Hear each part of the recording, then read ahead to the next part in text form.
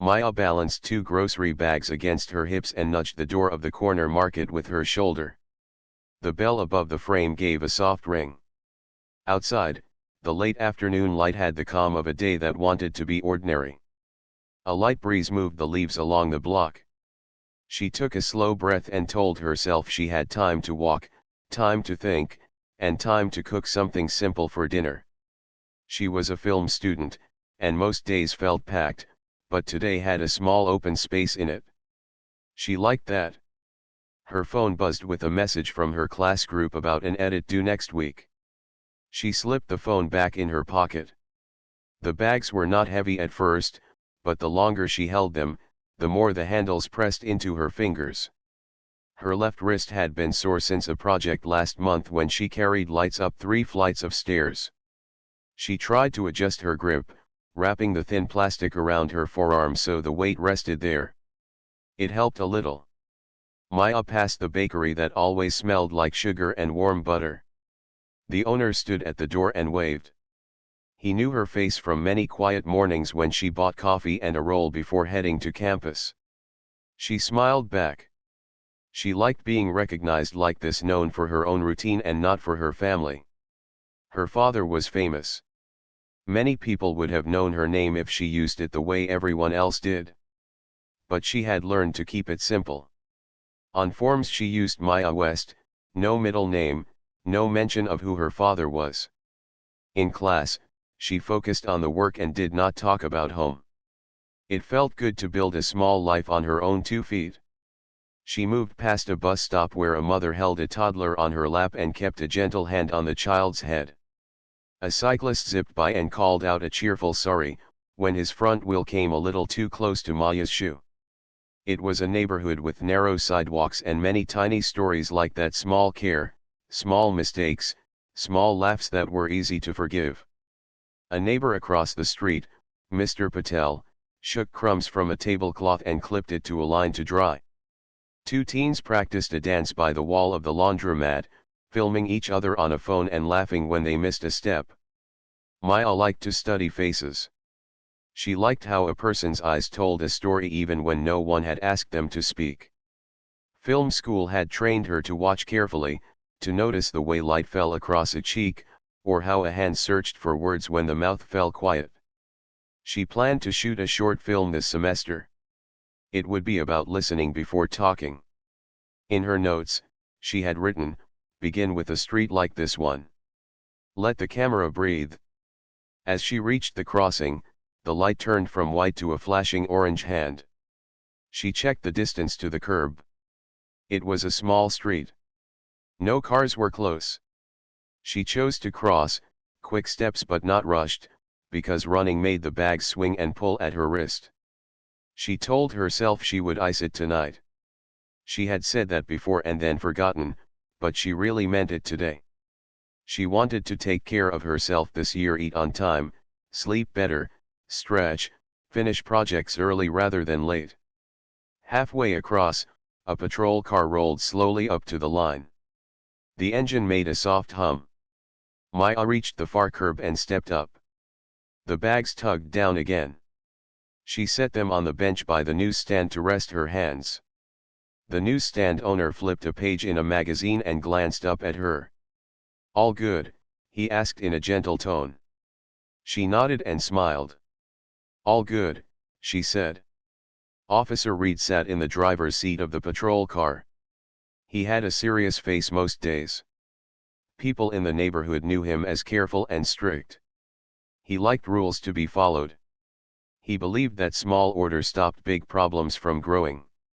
He looked at the crosswalk timer and then at Maya. The timer had been flashing when she stepped off the curb, and that detail caught his eye. He watched the way she lifted her bags onto the bench, rubbed her wrist, and reached into her pocket for her phone. To him, small actions could mean many things. He had been told to look for signs of trouble, to ask questions, to keep the block safe. Maya typed a quick text to her friend Sana, "Made it to the corner store.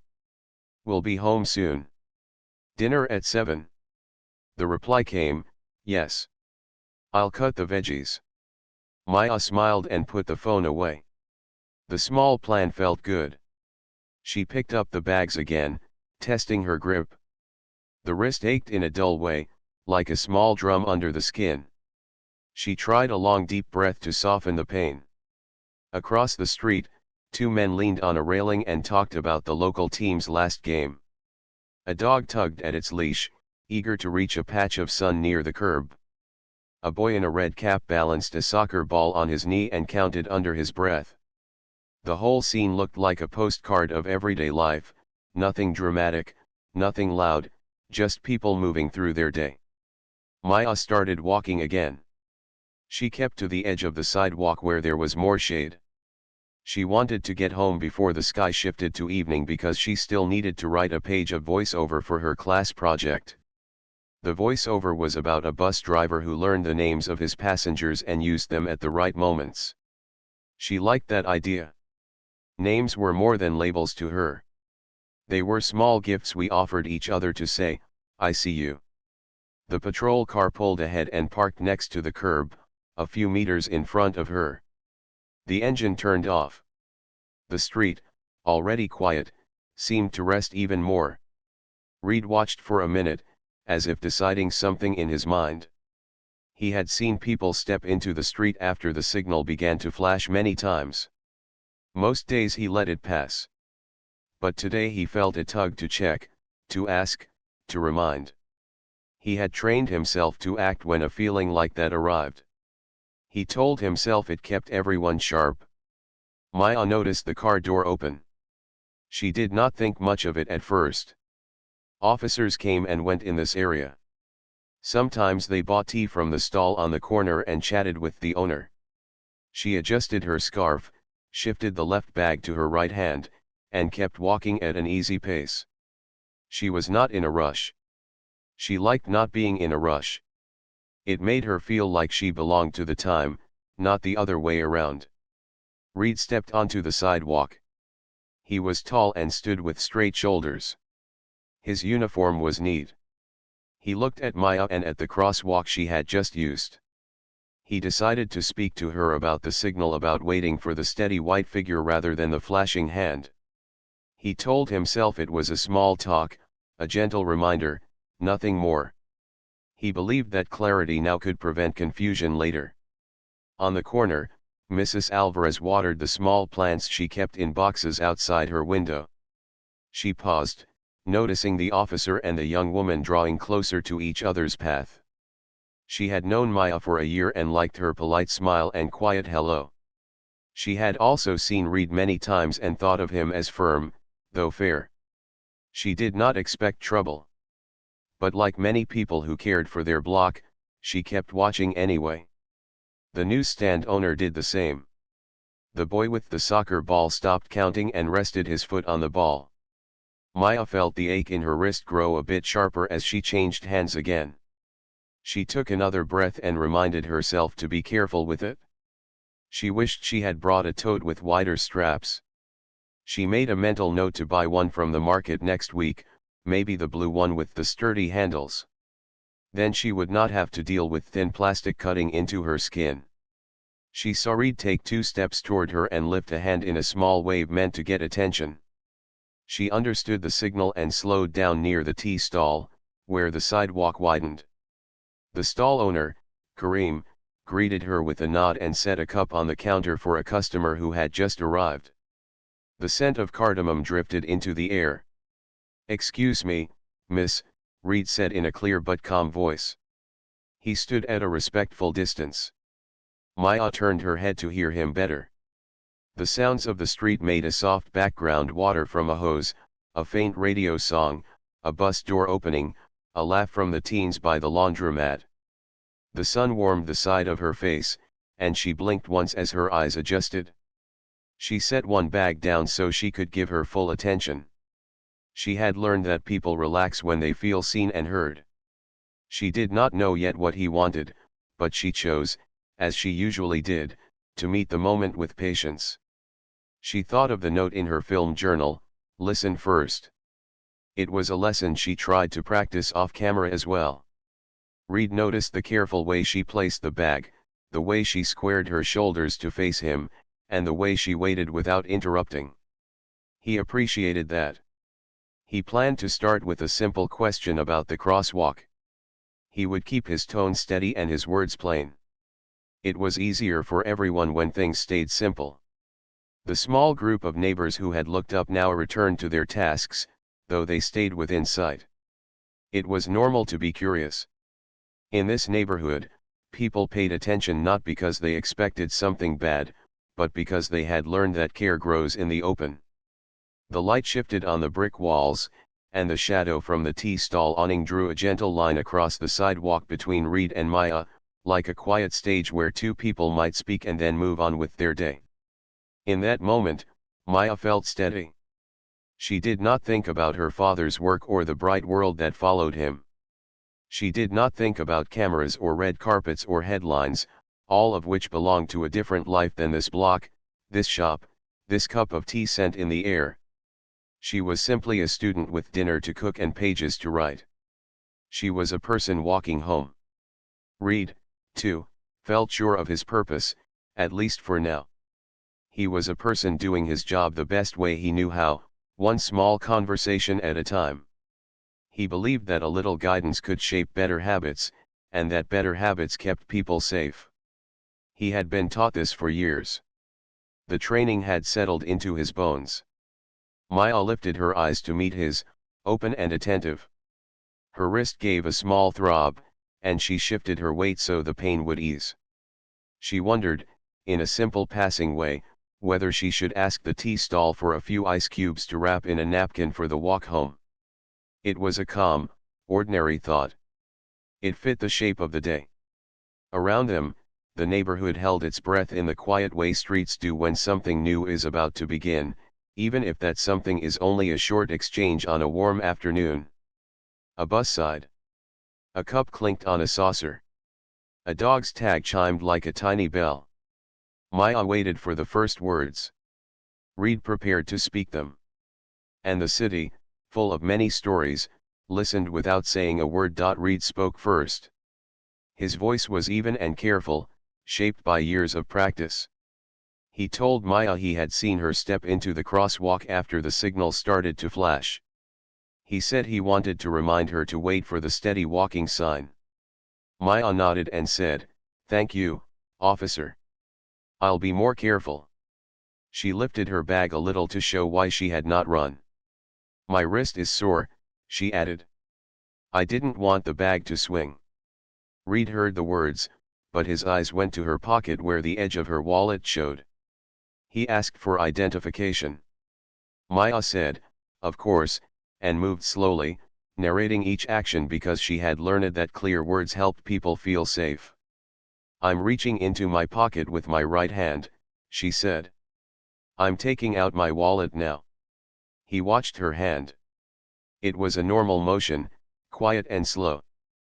But once a habit takes root, it can color many moments. Reed's training told him to keep control of small unknowns.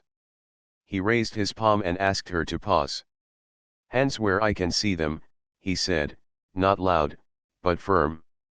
She stopped immediately and let the wallet rest half out of her pocket. "No problem," she replied.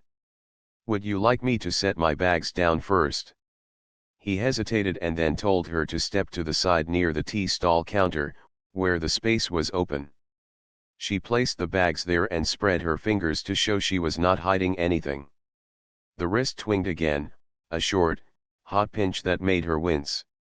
She tried to keep her face calm so the moment would not gather extra weight. Maya repeated that she was happy to show ID. Reed nodded and asked her to state her name before reaching again. "Maya West," she said. He asked for her address and date of birth. She answered clearly. Around them, the block carried on but in a lower tone, as if someone had turned down a volume knob. The newsstand owner watched over the top of his magazine. Mrs. Alvarez watered one last plant and set the can aside. The teens by the laundromat paused their practice. Even small scenes draw eyes, that is how communities make sure people are okay. Reed told Maya to go ahead and take out the wallet. She kept narrating. "Right hand going to my pocket," she said. Taking out the wallet now. My left hand is staying here. She lifted the wallet and held it flat on her palm. He gestured for her to open it. She turned the leather flap and slid her driver's license out with care. May I set it on the counter so you can see? She asked. Yes, he said. She placed it down and pulled back her hand. He leaned in, reading the name and address again. He looked at her face and then at the photo. It matched. He returned to the crosswalk point, explaining that when the hand flashes, it means do not start crossing. She nodded. I understand, she said. I'm sorry. I thought I had enough time because it's a small street. He considered giving a warning and letting her go. He even felt the first nudge of that choice. But another thought rose, in this area, a gentle reminder sometimes turned into, everyone knows this officer will let it slide. He did not want to start a pattern that made rules feel soft. He decided to document the stop and issue a warning formally. He told her so. She agreed. That's fine, she said. Thank you for explaining. He asked if she had anything else in her pockets he should know about. Just my phone, she said. He asked her to keep both hands visible while he radioed in her name for a quick check. She rested her fingertips lightly on the counter and shifted one bag to relieve her wrist. The pain was back, steady now, and it made her shoulders tense. Kareem, the tea stall owner, noticed. He slid a paper cup of cool water toward her and asked softly, "You okay?" She gave a small smile. "Just a sore wrist," she said. "Thank you." Reed registered the exchange but kept his attention on the radio. The check would take a moment. A boy with a soccer ball stood a few steps away. He lifted his phone and began to record from a respectful distance. He had learned in class that filming in public places was allowed. He did not shout or provoke. He held the phone steady, like a student copying notes. Reed saw the phone but did not object. His body camera blinked a small blue dot on his chest, recording as well. He took a breath, shifted his stance, and waited for the dispatch reply. The reply crackled through, no flags, no warrants, clean record. The choice became simple. He could give the formal warning and close the stop. He began to write the details on his pad. He asked Maya to confirm the spelling of her name. She did. He asked her to sign acknowledgement of the warning. "You're not admitting guilt," he explained. "Just confirming you received it?" She nodded, but when she picked up the pen, her left wrist objected sharply. She inhaled through her teeth and switched the pen to her right hand. The signature looked a little uneven. He noticed the way she cradled her arm and the color rising under the skin near the joint. He told her to hold still for a second so he could see. "It's nothing big," she said, trying to lighten the moment. "I carried lights for a film shoot last month and it's still tight. The bags today made it grumpy." He reached out, meaning to guide her a step away from the counter to make space for another customer. His hand touched her forearm, just above the wrist. It was a small touch, a common one in his work, intended to steer, not to restrain. But she had shifted her weight at that exact second, and the motion, combined with the tender joint, made the pain flare sharp and sudden. Her breath caught, and she said, "Ow, please, my arm." Everything narrowed for a heartbeat. Reed lifted his hand away at once, surprised. "Are you okay?" he asked. "I'm sorry," she said by reflex, though she had nothing to apologize for. The word sorry was a habit she used to keep peace. She swallowed and tried to lower the arm gently. The wrist complained again, and her face showed it. Mrs. Alvarez stepped closer and said, "She needs to sit down." Kareem offered the small stool by the counter. Maya started to sit, slow and careful. Reed hesitated, thinking about procedure and about safety and about how quick shifts can change an entire story. He told her to sit.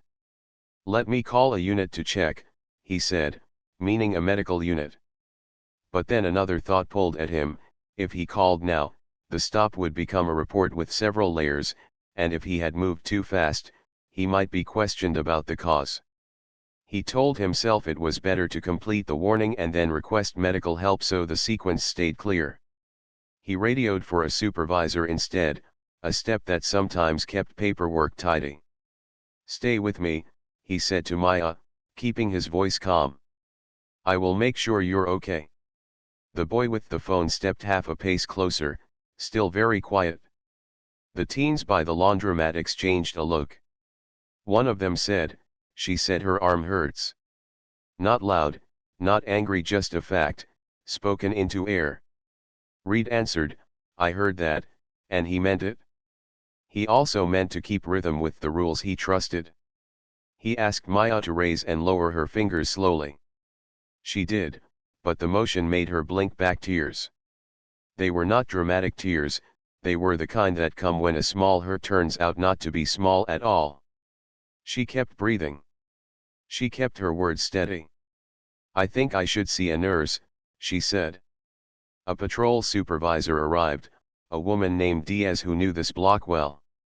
She looked at Maya, at Reed, at the small cluster of neighbors, at the phone recording, and at the body camera light. She asked what had happened. Reed explained each step: the crosswalk, the ID, the formal warning, the guidance to step aside, the accidental pressure on a sore wrist. He kept his voice level. He did not hide the part where his hand touched her arm. Diaz listened without interrupting. Then she crouched near Maya's stool and asked, on a scale of 1 to 10, "How bad is the pain?" Maya said, "It's strong when I move it." Diaz asked, "Do you want medical right now?" Maya said yes. Diaz spoke into her radio and requested a medical check. She also asked Reed if the warning was complete.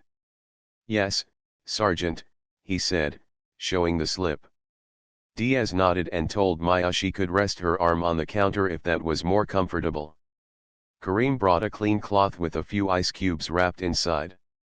He looked to Diaz for permission. She said, "That's fine, thank you." Maya pressed the cool bundle lightly against the tender area. It took the edge off the heat inside her skin. She kept thanking people because gratitude made her feel steadier. The medical team was close, but minutes always feel longer when pain is present. In those minutes, small thoughts arrive and test the heart. Maya thought about her father, not as a famous figure, but as the person who taught her to be calm when others were not. He always said, "Use gentle words, they open tight doors." She used them now, even as the ache pulsed. Reed thought about training videos and about how one choice can look different from different angles. He wondered if he had pushed too quickly. He told himself he would watch the camera footage later, frame by frame, to learn. The medical team's van turned the corner. Two responders stepped out with a bag and a kind energy. They asked Maya for her name and checked her wrist with gentle hands. They asked if there was any numbness. She said no, only sharp pain with movement and a heavy ache when still.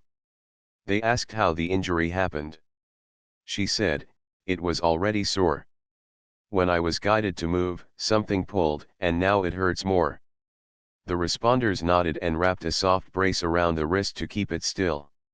"You should get an X-ray," one said. "It may be a bad sprain, but we want to rule out a fracture." Diaz looked at Reed. "We'll need a report," she said. "Body cam is running." He said yes. She turned to Maya. "We can take you to the hospital, or if you prefer, we can bring you to the precinct first where a nurse can look and then direct you.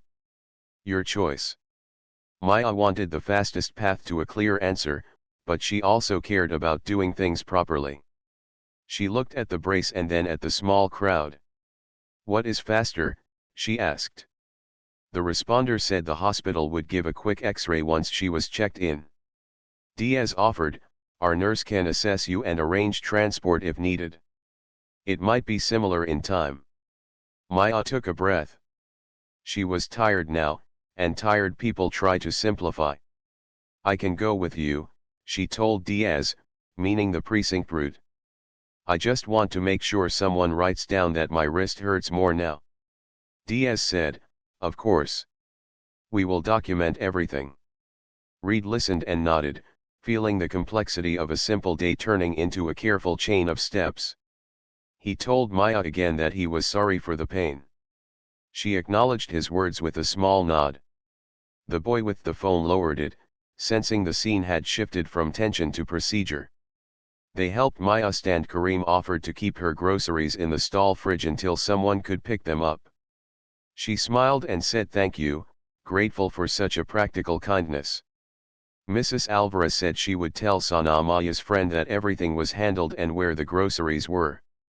The neighborhood began to exhale. Sounds returned to normal volume. The dog's tag chimed again. A kettle hissed.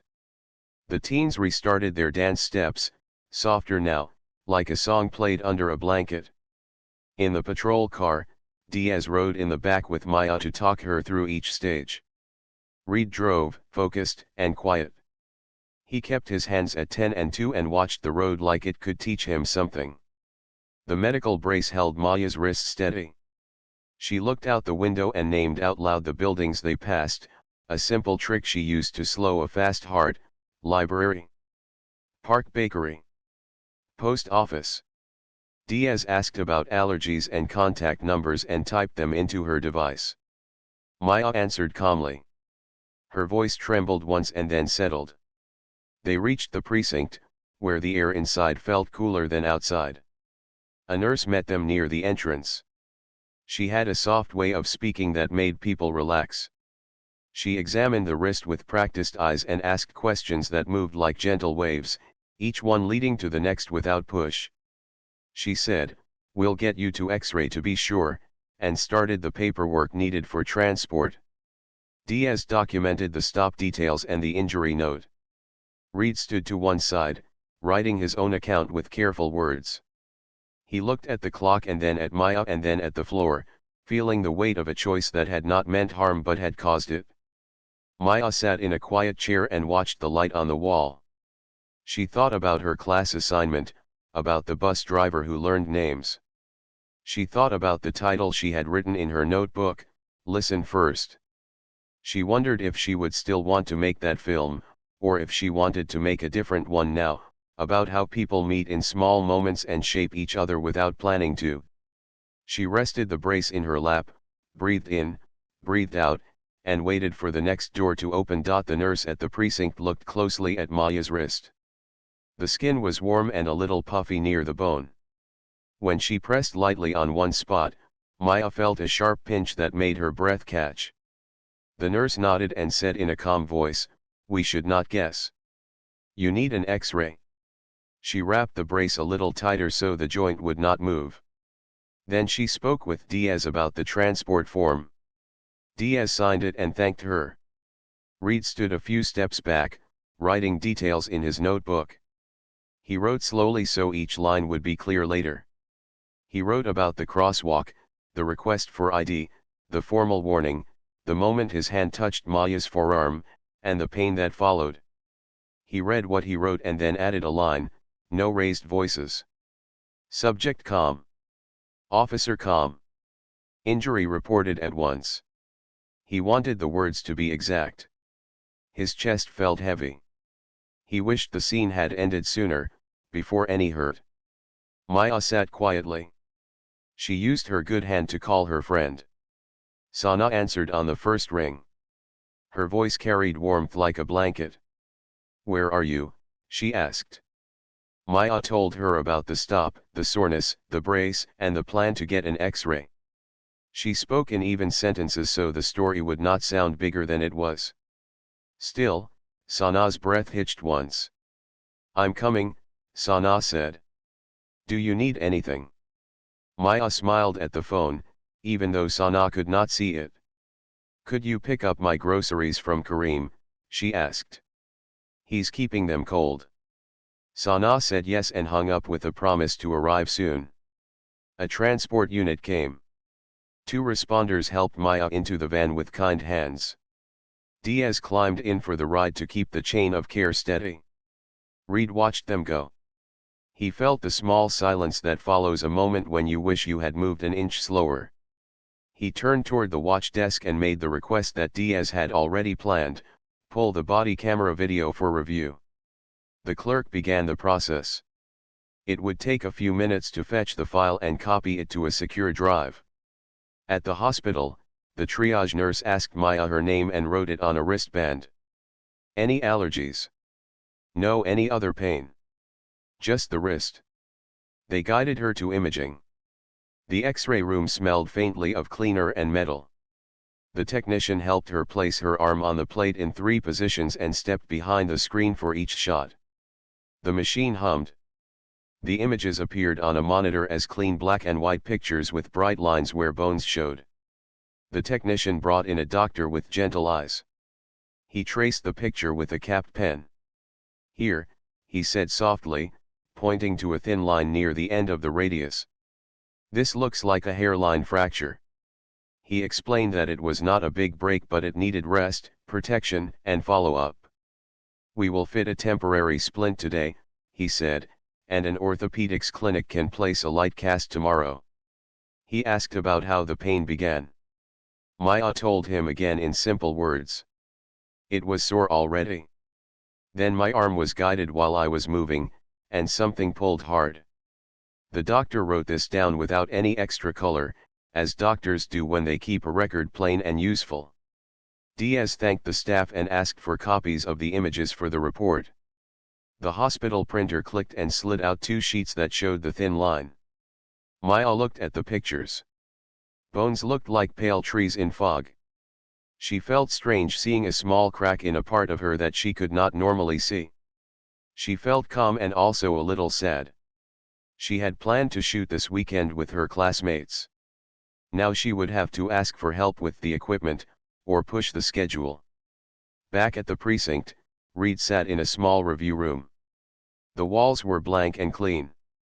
The clerk set the body camera file to play. Reed watched himself walk up to the tea stall. He saw the careful way Maya placed her bag down.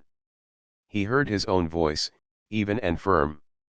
He saw her narrate her movements and keep her hands open. Nothing looked loud.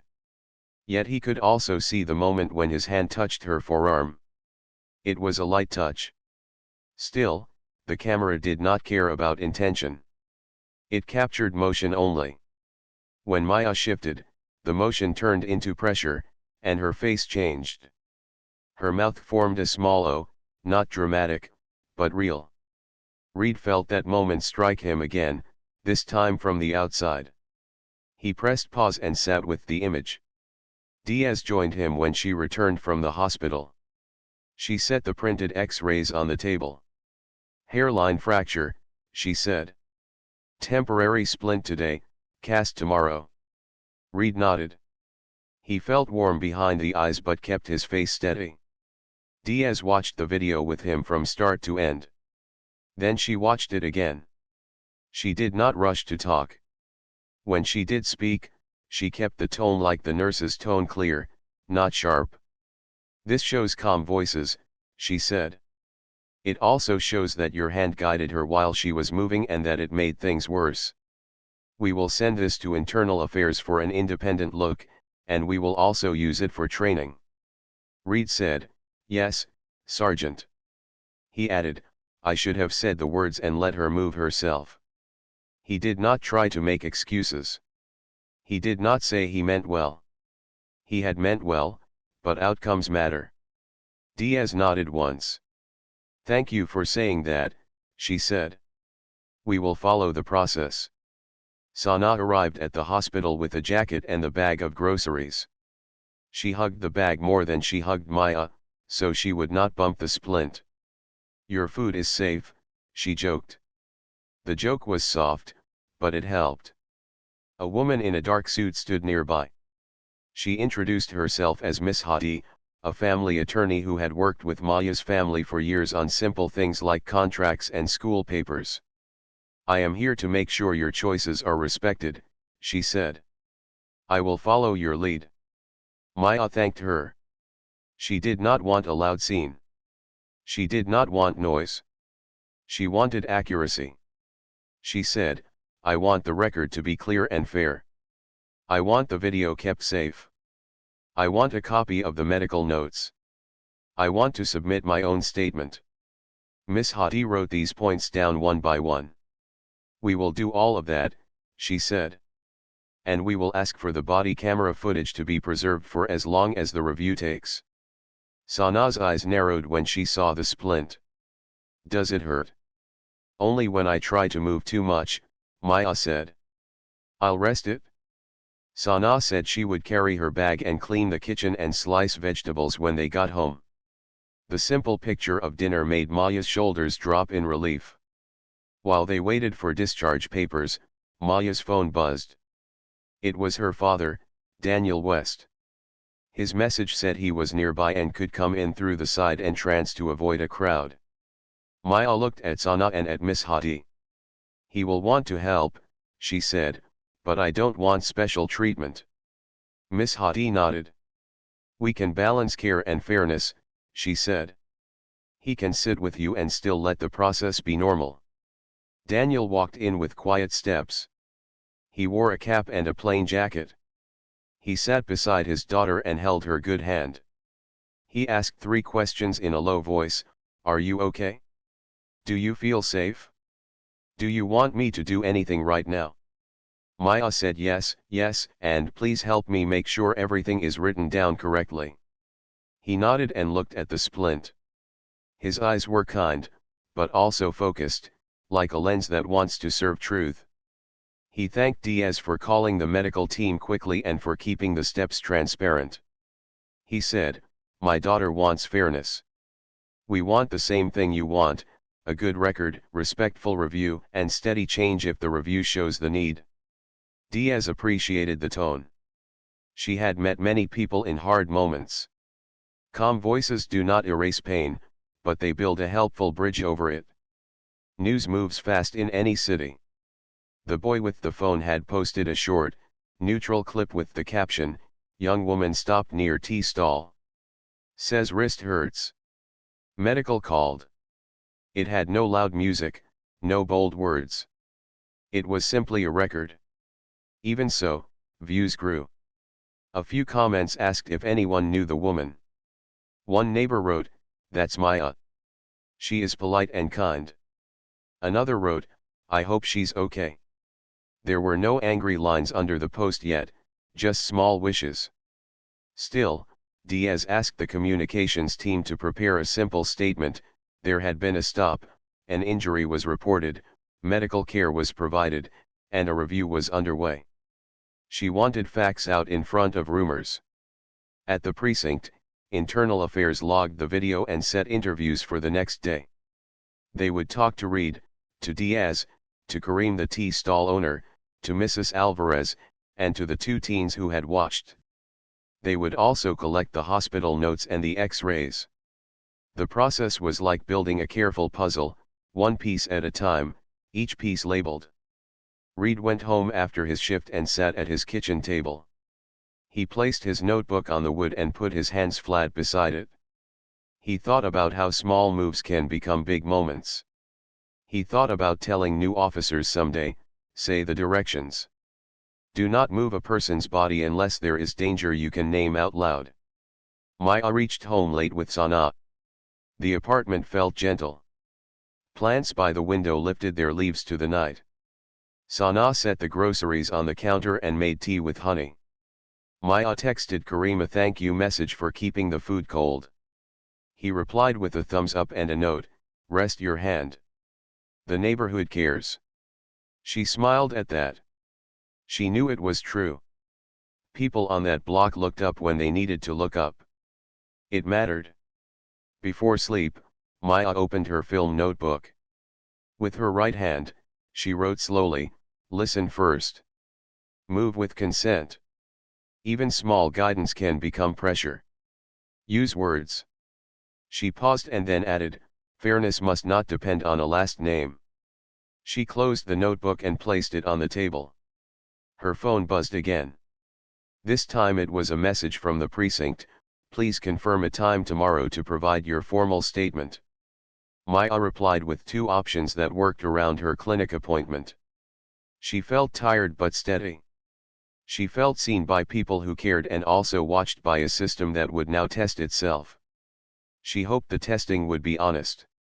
She hoped the result would be useful to someone other than herself. Night moved across the city like a soft cover.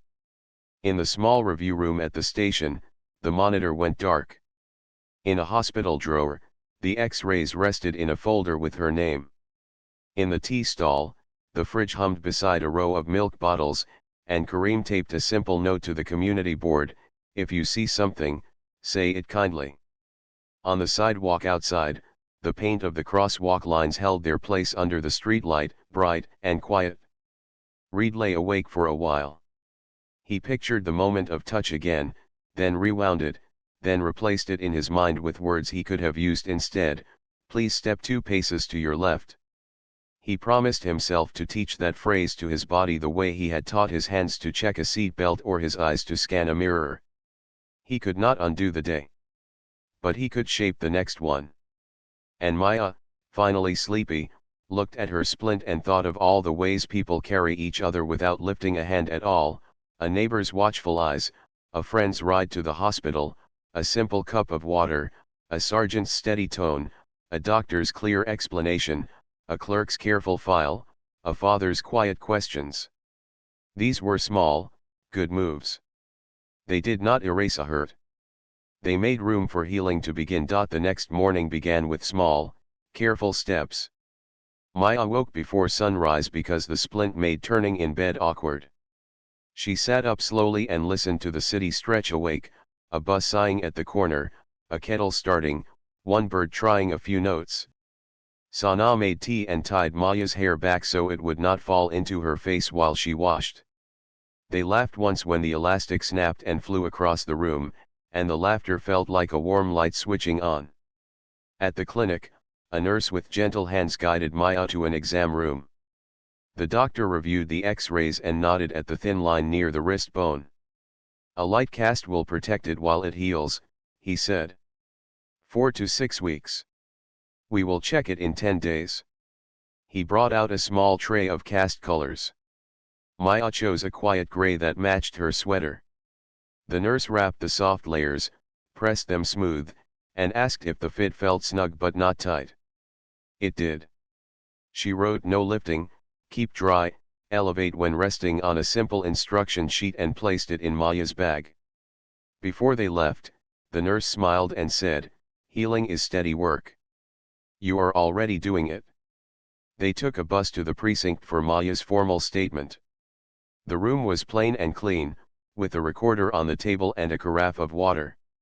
Miss Hadi, the family attorney, sat beside Maya but a little back, so Maya would feel the space was hers. Sergeant Diaz introduced 2 investigators from Internal Affairs, Mr. Chen and Miss Rivera. They explained how the interview would go: they would ask open questions, they would not rush, and Maya could pause anytime. The recorder clicked on. Maya told the story in simple order. She spoke about the crosswalk, the grocery bags, the sore wrist, the request for ID, her careful words, and the touch that turned a quiet moment into a painful one. Her voice did not shake, but once she stopped for a long breath. No one filled the silence. She said, "I kept speaking clearly because I thought words would keep both of us safe. I wish more words had been used." Mr. Chen thanked her and asked if there was anything else she wanted on record. "Yes," she said. "Please note that I want this review to be fair for everyone, not loud for me." When the interview ended, Miss Rivera confirmed that the body camera video and the hospital notes were preserved, and that Maya would get copies of her own records. She gave a timeline, not perfect but honest, for what would happen next: officer interview, neighbor statements, policy check, and a training recommendation within the month. Diaz added that the precinct would host a public forum at the community center next week to hear ideas about respectful stops. "We want to build a better script," she said, and she meant it. Reed's interview took place later that day in a different room. He sat with straight shoulders, hands still. He watched the video again, and it looked the same as the first time: calm voices, open hands, one touch, one flinch, and then pain he had not meant to cause. He told the investigators he should have used words only. He said he would accept whatever training they believed would help. He did not try to move blame around the room. When the interview ended, he signed the form that placed him on desk duty while the review continued. He looked at his hands for a moment, then got up to do the work in front of him. That afternoon, a short message went out from the department's communications office. It used steady words: an officer-initiated stop occurred near the tea stall on Brook Street, a community member reported wrist pain, medical care was provided, internal review was active, updates would follow. There were no extra details, no big phrases. The message did not hide or rush. It acknowledged the neighborhood without trying to control it. Meanwhile, everyday life kept moving, as it always does. Kareem taped a new sign at his stall: free water for anyone who needs to cool down. Mrs. Alvarez cut mint from her window box and brought a small bundle to Maya's apartment, saying it was good for tea and also for the smell of a calm evening. The teens by the laundromat practiced a new step and, between moves, talked about what to say at the forum. The boy with the phone deleted one comment that tried to turn his quiet video into a loud argument. He wrote a new caption instead: please share facts. Be kind. Internal Affairs met with DS to review current stop guidelines. Out of that meeting came a short interim practice bulletin for all officers on foot patrol.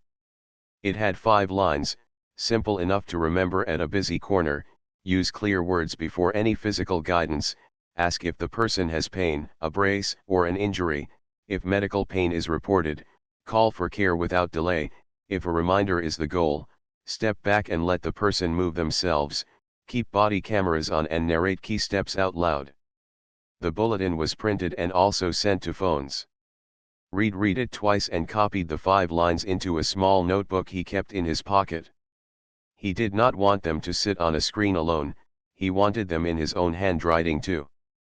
The community forum filled the recreation center with a mix of faces: old friends and new ones, curious teens and careful elders, shopkeepers and parents with strollers. Chairs stood in a circle rather than rows, so people would look at each other instead of a stage. A volunteer wrote "listen first" on a flip chart and left the marker uncapped for anyone who wanted to add ideas. Diaz welcomed everyone and set the tone: we are here to hear you. We will leave with specific steps. We will keep the circle gentle. Maya arrived with Sana and sat near the back. She did not want the night to turn into a spotlight on her. But neighbors coaxed her gently forward, and in the end she took a chair along the side where she could see all the faces. Reed came in quietly and chose a seat near the door. He was there to listen. He felt something like nerves and also something like hope. People spoke one by one. Kareem said, when a person is carrying heavy things, it is hard to move fast. Please use words and time. Mrs. Alvarez said, ask first if someone is in pain. Many of us in this room have joints that complain. A teacher said, tell us what you are doing while you do it, like you do on your cameras, but loud enough for us to hear. The boy with the phone spoke last in his row. We film because memory is weak, he said. If the record is clear, trust grows. Reed raised his hand partway through. He stood, not too tall, and kept his voice plain. I watched the video of my stop, he said. It showed me what I did and what I should have done. I am sorry for the pain I caused. I will learn better patterns. I will teach them when I can. He did not say more. He sat. The room stayed quiet for a full breath. Then the volunteer with the flip chart wrote, say it out loud, I will not touch you. Please move yourself 2 steps. Someone added, ask, do you feel any pain right now? Another wrote, if a person says they are hurt, believe them and call. After the forum, Diaz gathered the notes. She promised to translate them into a training checklist the very next day.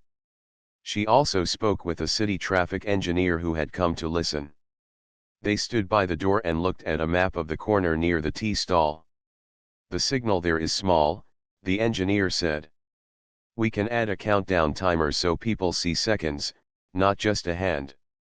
We can also place a simple sign that explains the flashing signal. Diaz thanked him. Small changes matter. On their way out, neighbors took turns bringing the folded chairs into a stack, the quiet work that closes a good night. Miss Hati, meanwhile, handled the paperwork that follows pain. She sent a letter asking that Maya's medical costs be covered and that a portion of any settlement, if offered, be directed to a community program chosen by Maya. Maya thought about it for a day and chose two simple ideas: a scholarship for local students who wanted to study law or film and a monthly listening lab for new officers and residents, where people could practice the small sentences that keep a stop safe. Daniel offered to match the scholarship for the first year without putting his name on it. Let the award be about the students, he said, and Maya agreed. In his training sessions, Reed practiced new scripts until they sounded natural. The trainer, a calm man with a teacher's smile, played the role of a person at a crosswalk. Reed said, "Hello, I'm Officer Reed. I want to talk about the signal. Please keep your hands visible and move 2 steps to your left so we both have space. I will not touch you." The trainer gave feedback, "Good. Now ask if I am in any pain before you ask for ID." Reed added that line.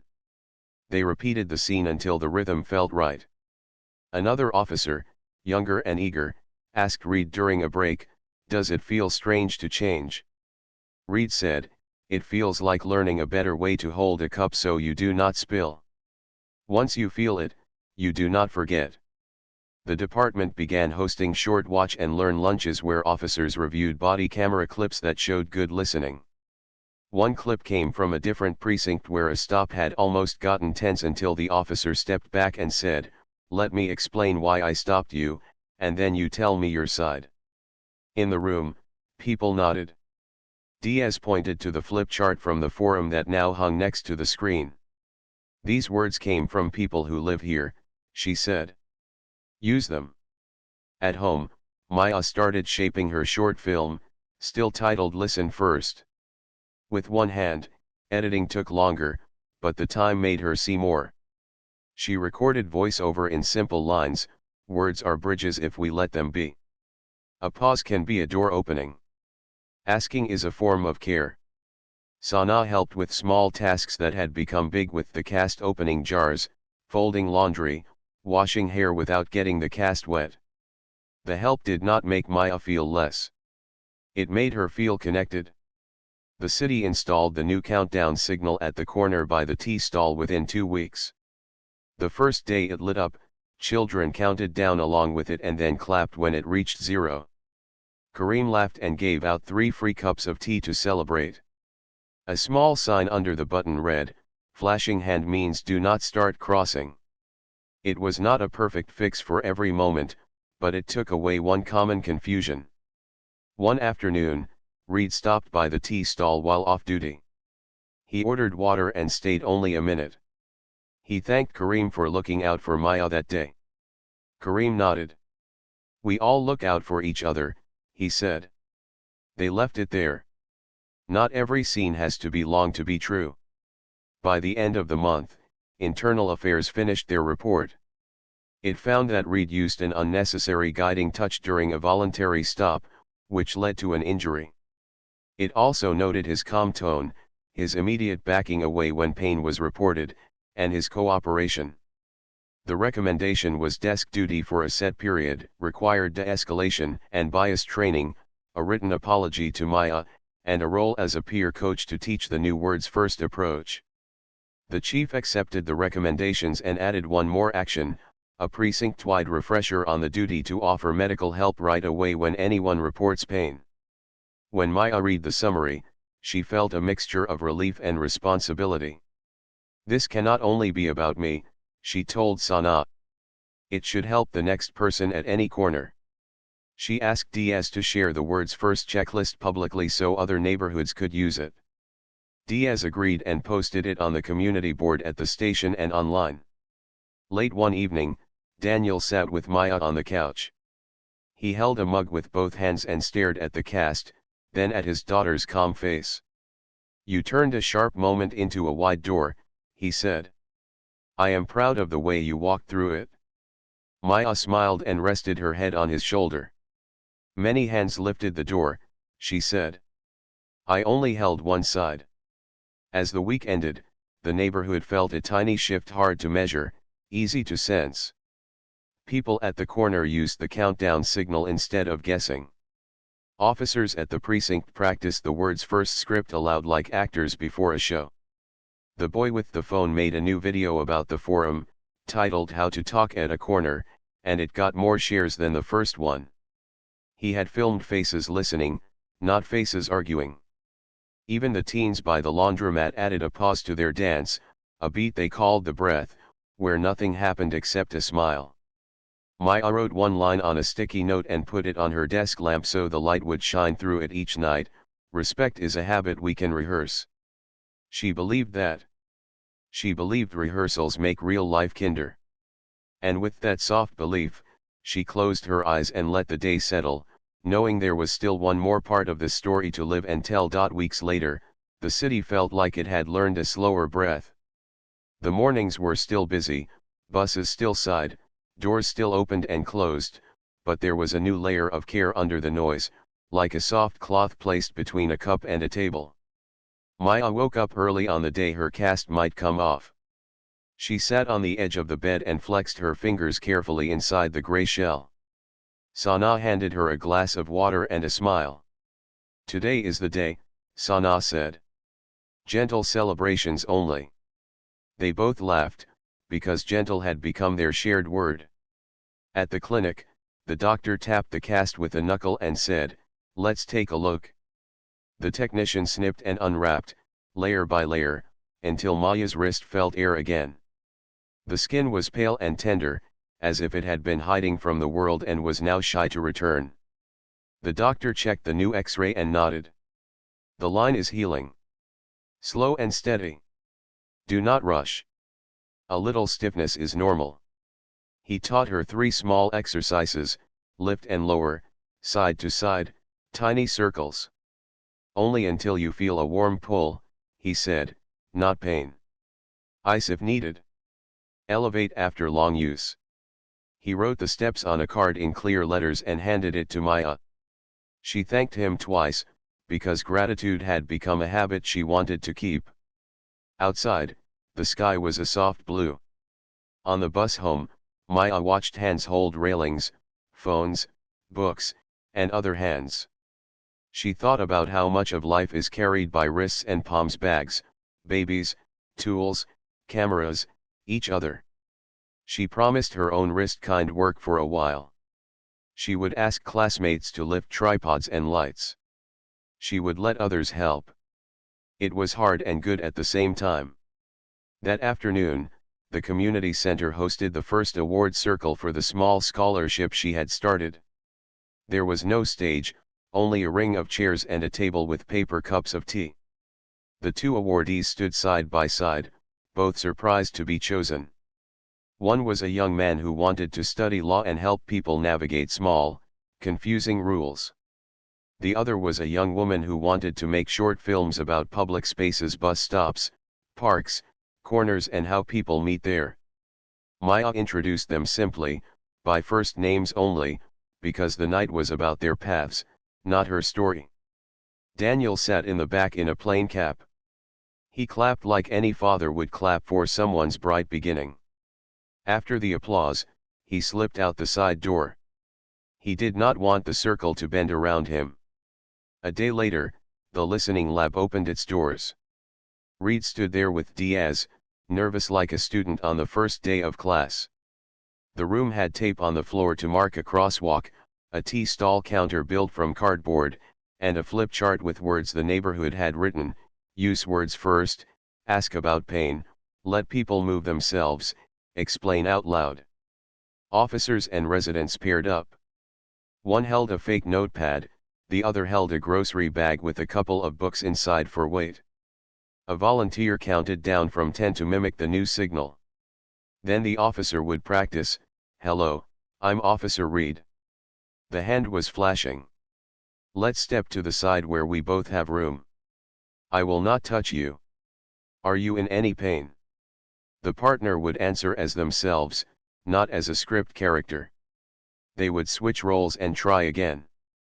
At the end of each turn, both would say what felt respectful and what could be better. The room was full of low talk and tiny corrections. It looked like nothing big. It sounded like small waves sliding to shore. It was important. Reed asked Diaz if he could speak to Maya in a quiet place after the lab. Not to defend himself. Not to ask for approval. To do a simple thing, apologize face to face, state clearly what he had learned, and promise the shape of his future actions. Diaz asked Maya if she wanted that. She took a breath and said yes, as long as the conversation stayed short, and Miss Hadi could sit nearby.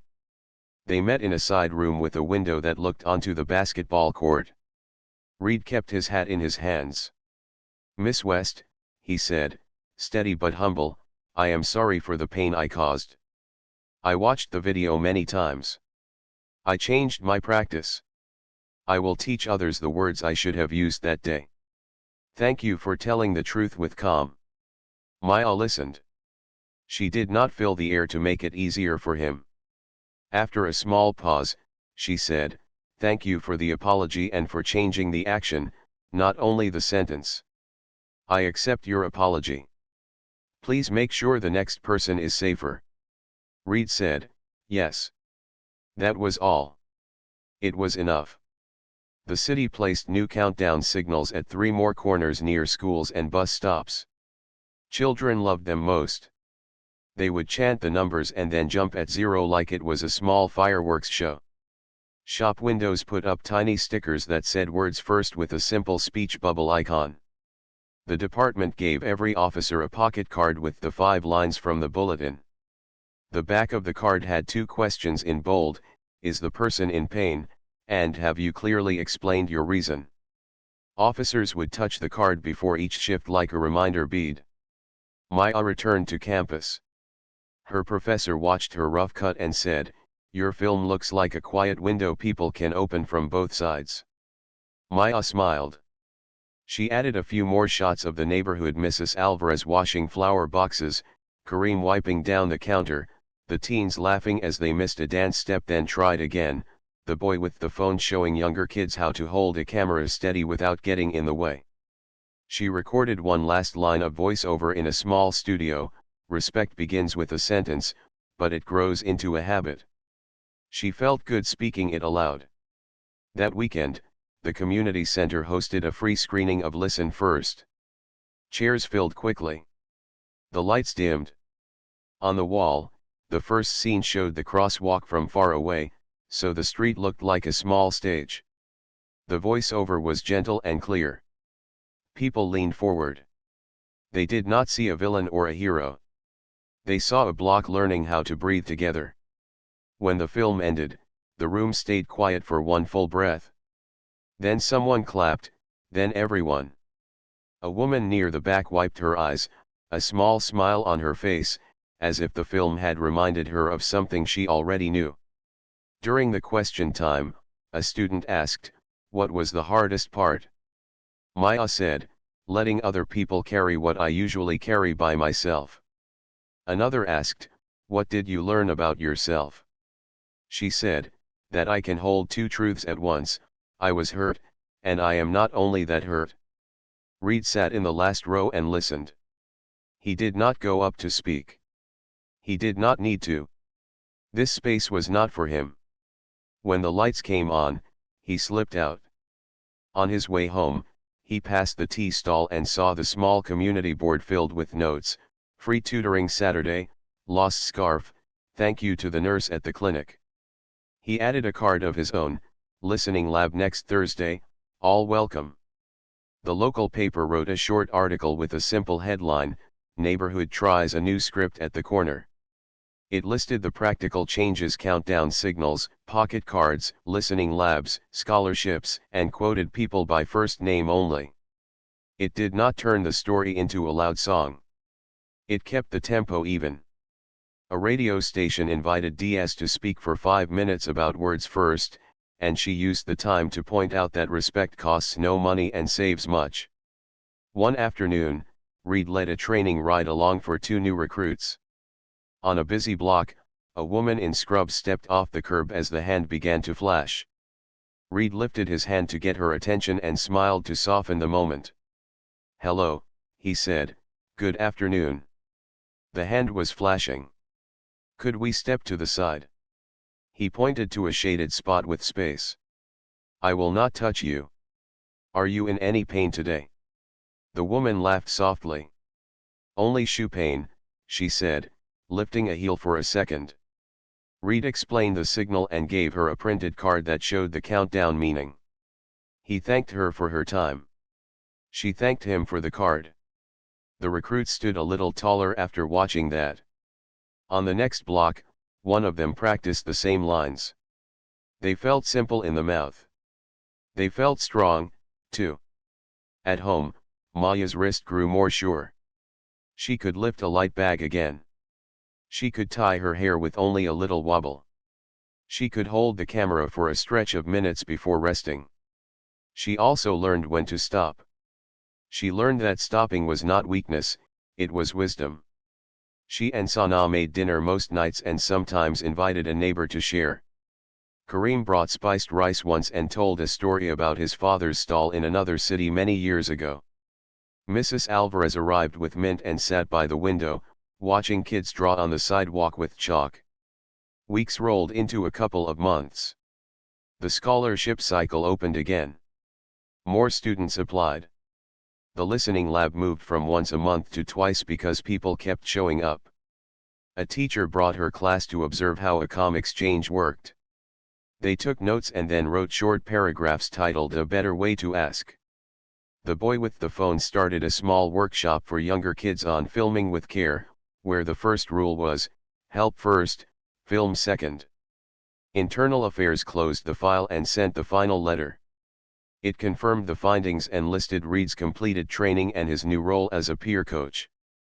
Maya read it at the kitchen table with Sana.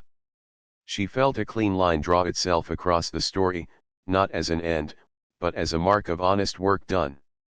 She placed the letter in a folder with the hospital notes, the pocket card, and a copy of her film program. She kept the folder not as a trophy, but as a record of how a neighborhood turned toward each other when something went wrong. On a soft evening, Maya walked past the tea stall, now with a slightly larger awning that made more shade. She paused to pin a small flyer to the board, community screening short films about everyday care. As she stepped back, Reed approached from the other side, off-duty, a book tucked under his arm. For a second, they looked like two people meeting at the crossing point of two quiet roads. He nodded. She nodded. The nods were simple, not dramatic. They said what words did not need to say: we are both still here, we are both still learning, we will carry this lesson forward. A child nearby practiced counting along with the crosswalk numbers, 10, 9, 8, he reached 0 and grinned like he had just made the sun set by himself. His mother squeezed his shoulder and reminded him to look both ways. The city glowed in the late light. Sounds rose and fell in the easy rhythm of a place at peace with the work it still had to do. Maya went home and opened her notebook. She wrote a last note under the old title "Listen First," then added a new line, "Listen, then explain. Ask, then wait. Words are small lights we can share." She closed the notebook and rested her hand on it, her healed wrist warm and alive under the skin. She did not need a big ending. She needed a true one. It looked like this: a safer corner, a better script, a habit of care practiced by many, and a promise kept in everyday ways. That promise did not belong to one person. It belonged to all of them: the officer, the student, the cook, the neighbor, the child counting down loud enough for everyone to hear.